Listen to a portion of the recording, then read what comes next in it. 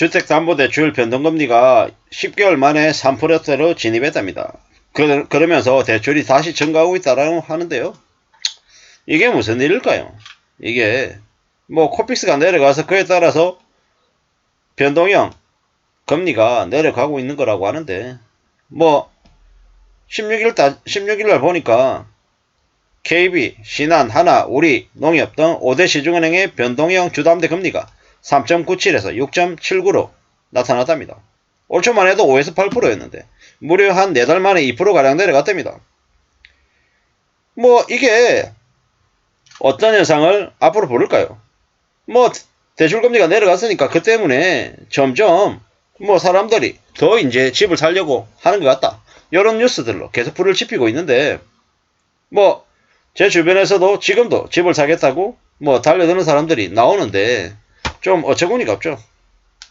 어처구니 없다라고 말씀을 드리는 이유는 뭐냐, 저러다가 큰 코 다치는데 라는 거죠.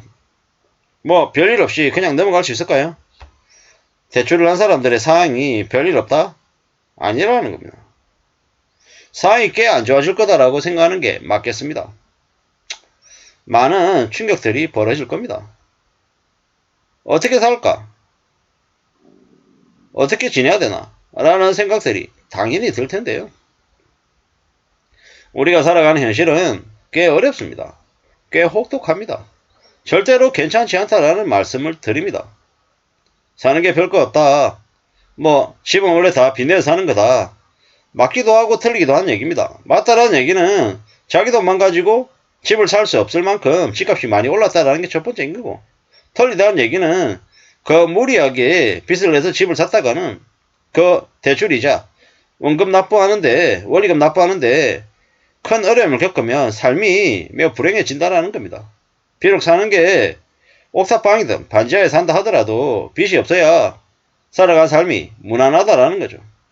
너무 욕심부리거나 함부로 뭔가를 할 생각을 안 해야 된다는 말씀을 좀 계속 드리고 싶습니다. 사는 게 쉽냐? 안 쉽죠. 어렵습니다. 뭐 지금 이제 금리가 낮다, 그리고 5월 25일날 한국은행의 기준금리도 더 동결할 것 같다, 뭐 이러면은 뭐 금리가 낮으니까 뭐 사는 게 괜찮겠네, 뭐 이러겠지만 그러기 어렵다라는 겁니다. 왜? 6월달에 또 미국이 기준금리 올리고 한국은 그대로 유지하고, 그러면 미국은 5.5, 한국은 3.5, 2%의 금리 격차가 발생되면 어떻게 되겠습니까? 뒤집어지는 거죠.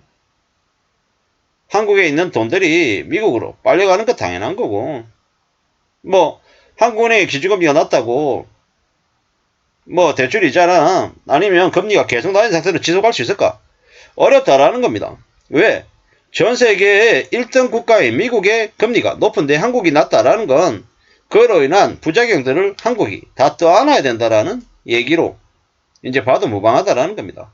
상상을 초월하는 대충격들이 계속 벌어질 텐데 괜찮다라고 생각하면 어떤 일이 생기겠습니까? 나중에 이제 그 괜찮을 거라고 생각했던 믿음에 배신을 당하게 되는 거죠.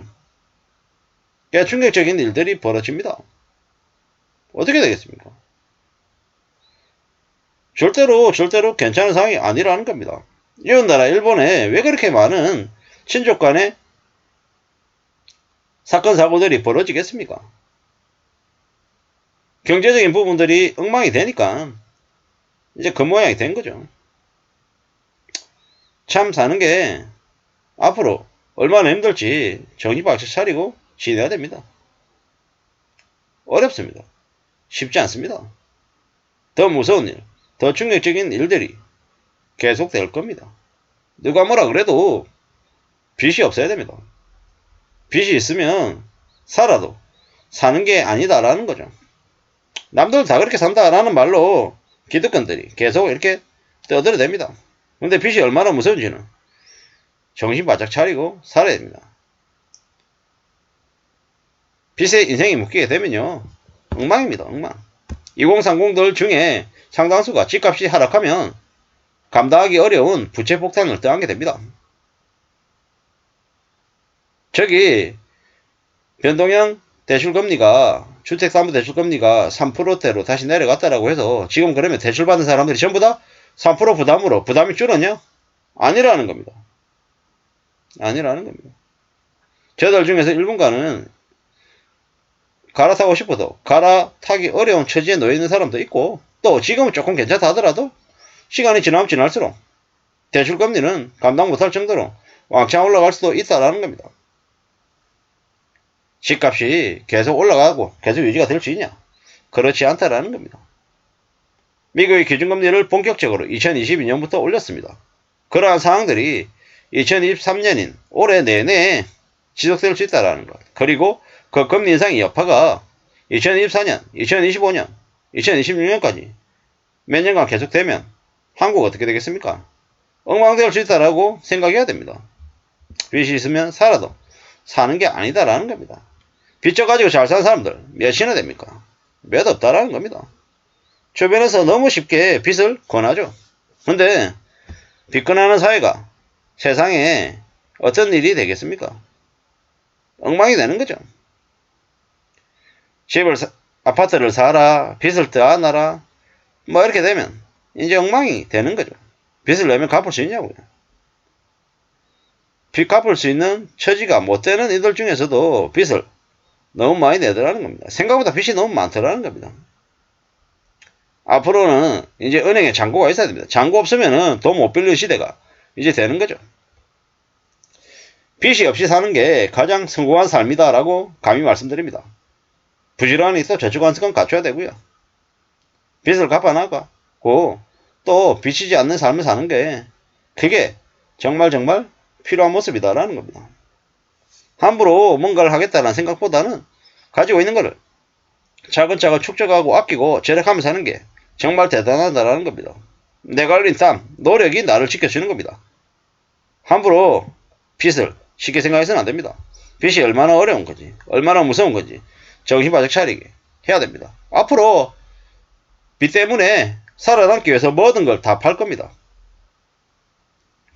가게들이 부채 부담이 커서 여행도 못하고 외식도 못하고 뭐 정말 짐승처럼 일만 하며 살게 될 거다라고 보면 맞습니다. 빚은 휴일도 없이 계속 늘어납니다. 돈이 없는 거하고 빚이 있는 거는 차원이 다르죠. 돈이 없으면 불편하거나 배고픔을 참으면 되지만 빚이 있으면 내가 먹고 자는 거하고 상관없이 미친듯이 일해야 됩니다. 채권자가 가만히 놔두지 않는다라는 겁니다. TV나 드라마에서는 채권자가 나쁜 사람으로 묘사되지만 현실 세계에서는 빚 안 갚는 채무자가 더 나쁜 놈이죠. 빚 지고 안 갚아도 된다고 말하는 놈들 전부 사기꾼입니다. 절대로 그냥 넘어가면 안 됩니다. 자식이 빚 못 갚으면 부모에게 찾아가서 빚을 갚으라고 얘기하는 이도 많습니다. 부모가 못 갚으면 자식들이 갚아야 됩니다. 안 그러면 제대로 된 삶을 못 삽니다. 무서운 일입니다. 앞으로 빚낸 이들이 어떤 삶을 살지는 우리는 지켜봐야 됩니다. 함부로 대출금리가 3%대로 내려왔다고 그래? 대출 받을까? 이런 생각하면 큰일 난다라는 말씀을 드립니다. 이상입니다.